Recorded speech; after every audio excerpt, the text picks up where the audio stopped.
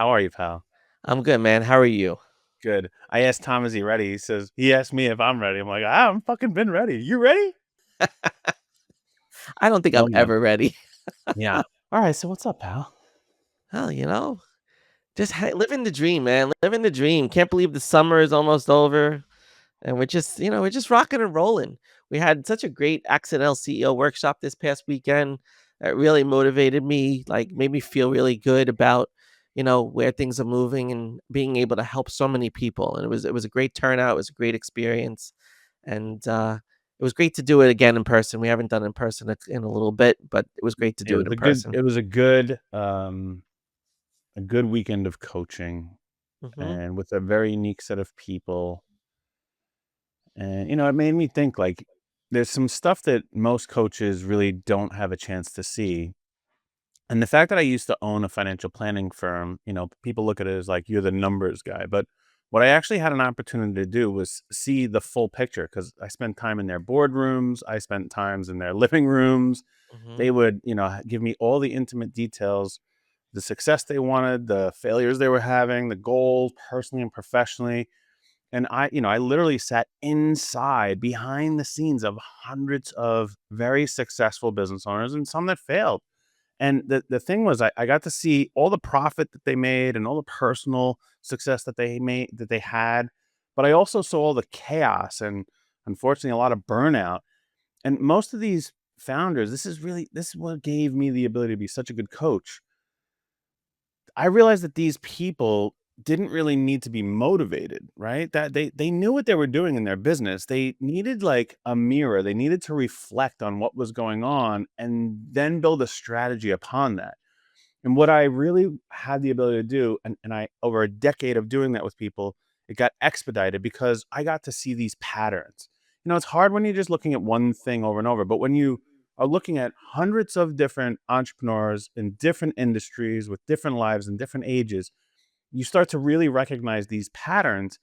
And that's really the blessing that I've been given and the luxury that I bring to all of our clients is that I I'm looking at people through a different lens. I have just this massive amount of information that I can pull from to recognize patterns in a heartbeat with somebody. And that's truly what has been a giant differentiator for every client that's come through Atomic Business Coaching is that experience that I've had. Yeah, one of the patterns that we see so often, speaking of patterns, is a lot of accidental CEOs are always in that reaction mode, right? And that's what leads a lot of them to this burnout. And they've got to stop firefighting and just start forecasting and figuring it out and building the systems. And the reason they're in reaction mode is because they've never really built the system to be able to think ahead. And that's what causes a lot of their burnout. We talk about being busy, but there's being busy and then there's being in business, and everybody wears that busy badge to make them look important and to have a sense of importance, but that's just being in business. Is You're always going to have something else to do, but if you don't have the systems to tell you what you're going to need to do next, you're just going to keep flailing about, and you're going to keep reacting to the situation. And this is where, like, we talked a little bit about attention management this past weekend, but this is where people need to block their time. They need to recognize that when you strategically pay attention to things and you attention block, you're gonna have more.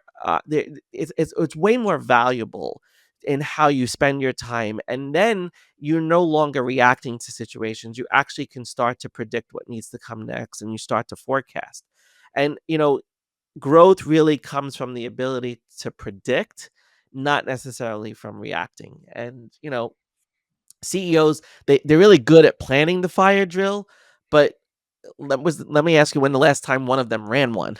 Like, you do the fire, you got to plan for it, but if you don't go out and practice it, it's not going to happen. And that's what you get caught up in when you're in this constant reaction mode. So that's one pattern I've been seeing a lot with, especially the people we helped on Saturday. They're always in reaction mode, always in reaction mode. They're not forecasting the future for themselves.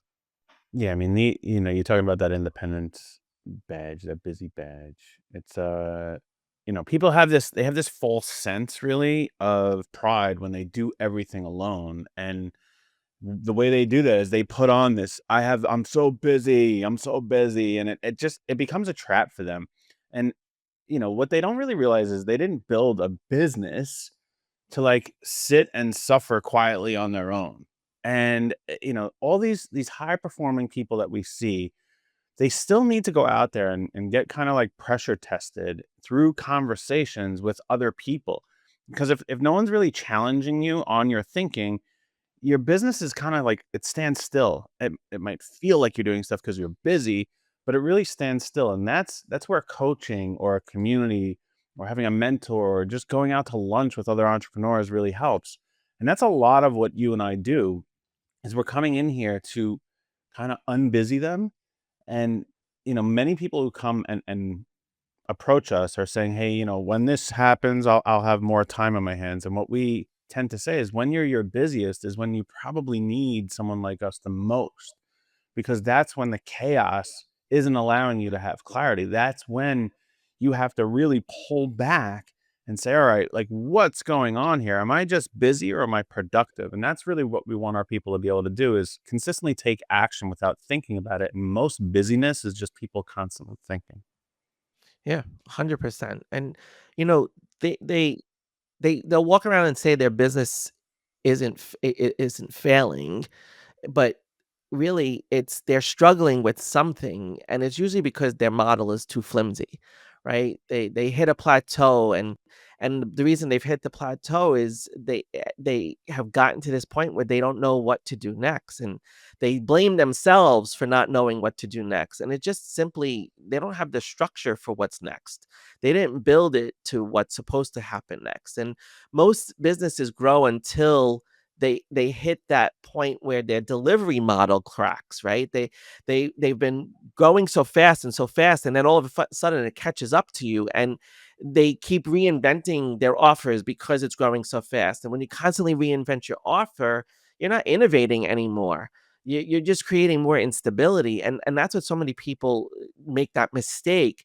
It's their model is very flimsy, and they think they have to start all over. And it's not that you have to start over, you just have to restructure what's already working. You don't have to go back to the drawing board. Pick up from where you left off and restructure that thing.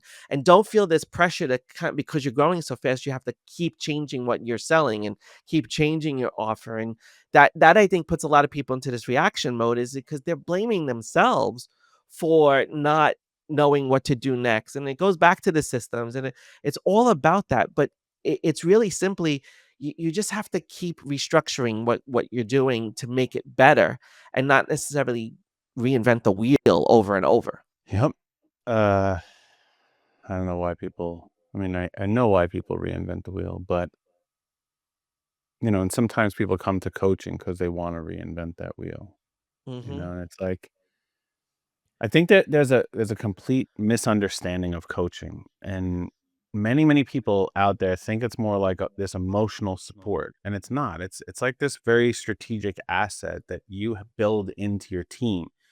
And if you have a really good coach like we are, hopefully you think that, what we or other great coaches do is we help you to really think and decide and lead up to your ability, up to your potential. And it's really the CEOs that have a better perspective on what they're doing and what's going on and why they're doing things. Those CEOs are the ones that win the most. But that's the misconception that people have. It's like, I'm going to come here and get this emotional support. And well, yeah, I mean, you're going to have empathy and compassion for people. That's not really the intention.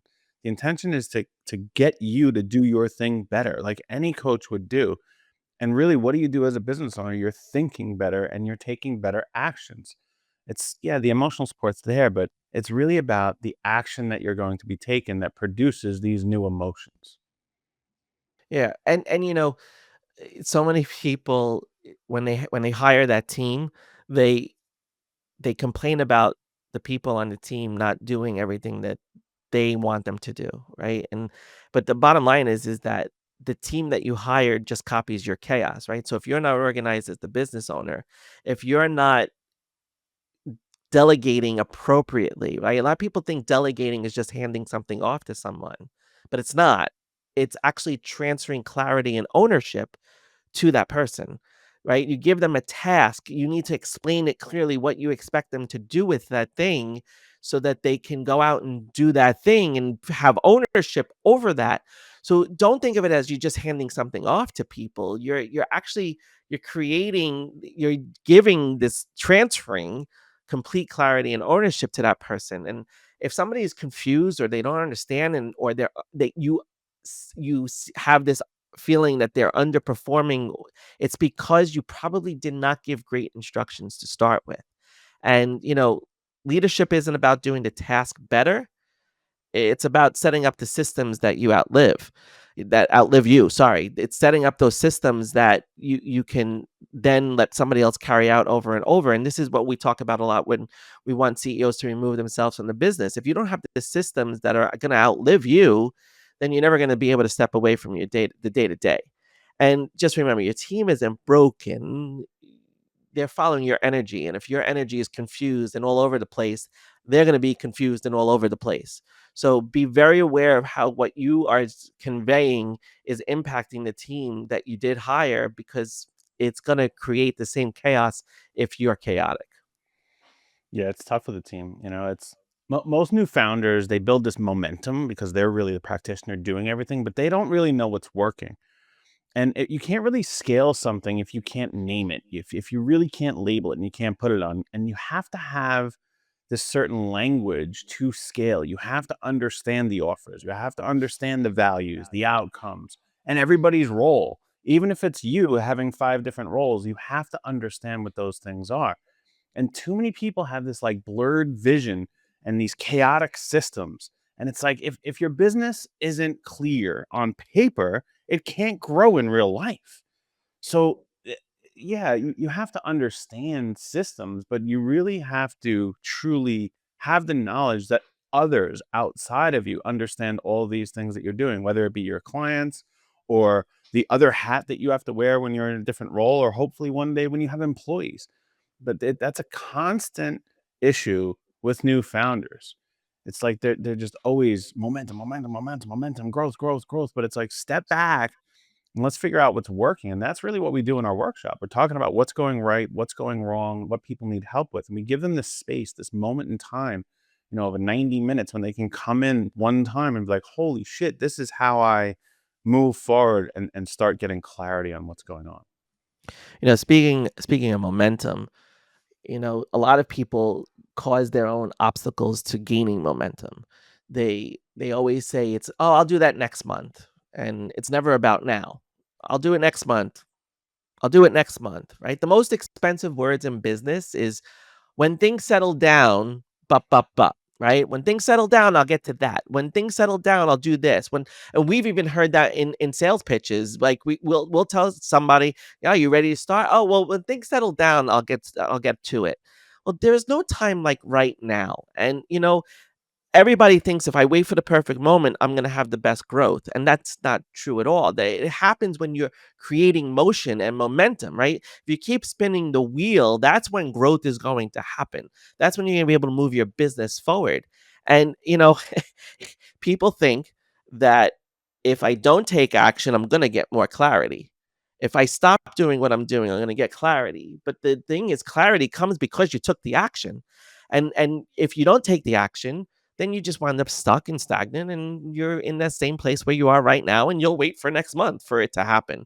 So, you don't need more time. You need to know more about the truth of what it is that you're trying to achieve and what you're waiting for. If you don't know what it is, next month is just a deferral of you saying, I'm not clear on that. I don't know really what I want, but I'm just going to sit in it for the next month, because when things settle down, I'll be able to focus on it. Yeah, there's like this invisible obstacle that is right in front of most founders' growth. And it's not your offer and it's not the funnel that you have. What it really comes down to is decision fatigue. It's every maybe that you have. It sits there and like piles up on your plate, and it costs you this immense amount of energy that you don't really even realize. But it's what's pulling you back. And you don't need more capacity. You don't need to wait till you have freed up time. You need to have fewer unresolved things that you're dealing with on a daily basis. And what happens is those maybes are just pushed off decisions. And every one of these unmade decisions is costing you that growth. Even if it's a little tiny small piece of growth moving to the next thing, that's what's costing you growth. And this is why we spend so much time telling people we want to take you and move you from this constant thinking into this constant action. And the way we're able to move people into action is because they know why they are taking that action. They stop the thinking, they make the decision. That it goes from maybe to either a hell no or a hell yes. But that takes time to get there. And if you don't make time for your company, yourself to grow, not in the traditional sense, for you to have less and less decisions, then you're never going to get where you want to go. Yeah, and when you don't know what to do, you become very quiet.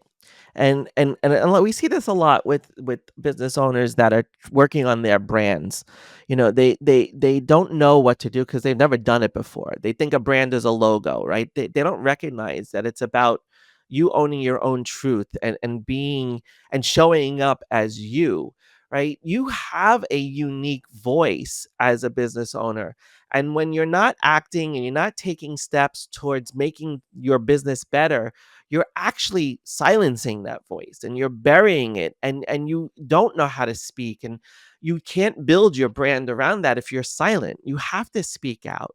You don't have to be necessarily always professional. You have to be professional in the right situations, but more importantly, you have to be memorable. And that memorability is going to come from that unique voice that you have. And so, your brand isn't bland. You're just hiding it. You're just burying it.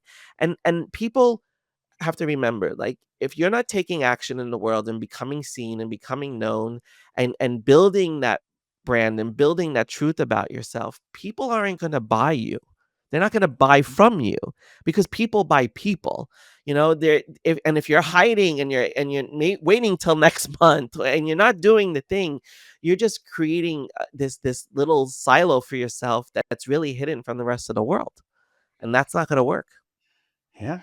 Well, that goes over to another thing. It's like referrals. Most of our business comes through referrals. I mean, I don't even know what the number is, but I would, it's more than 50% of our business comes through these referrals. And the reason that other people aren't getting a massive amount of referrals is they're relying on like their talent is good enough and people are just going to recognize it. And it's not what it is. You have to have this confidence behind the clarity so other people can recognize it. And if people can't explain what you are doing very, very succinctly, very clearly, then they can't go out and recommend you.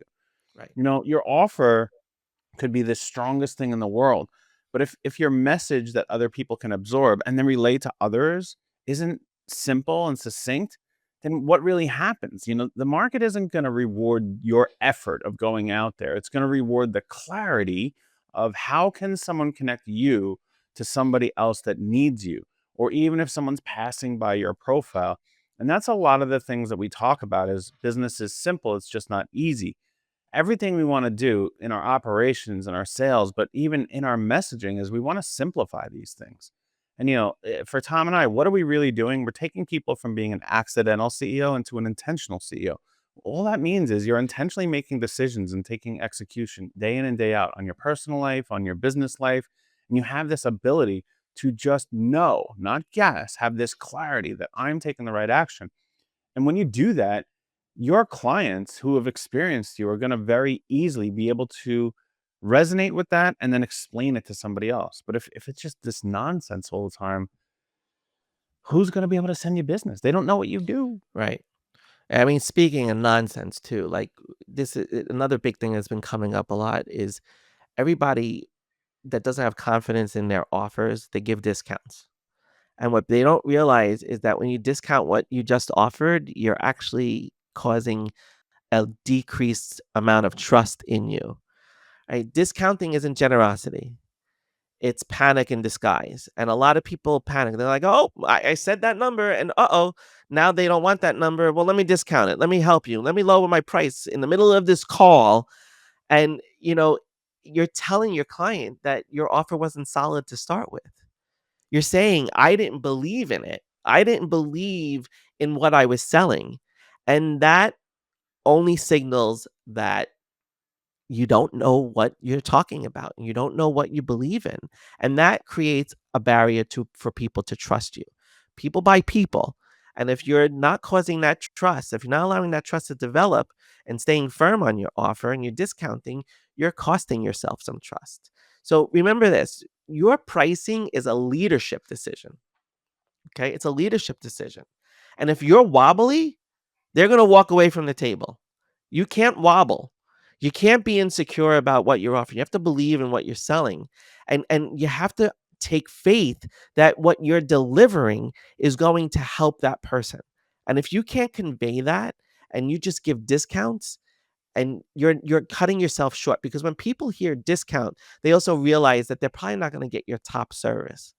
And that's the biggest barrier is people want your top service regardless. So just stick to what your offer is. You don't have to discount it. It's not being generous.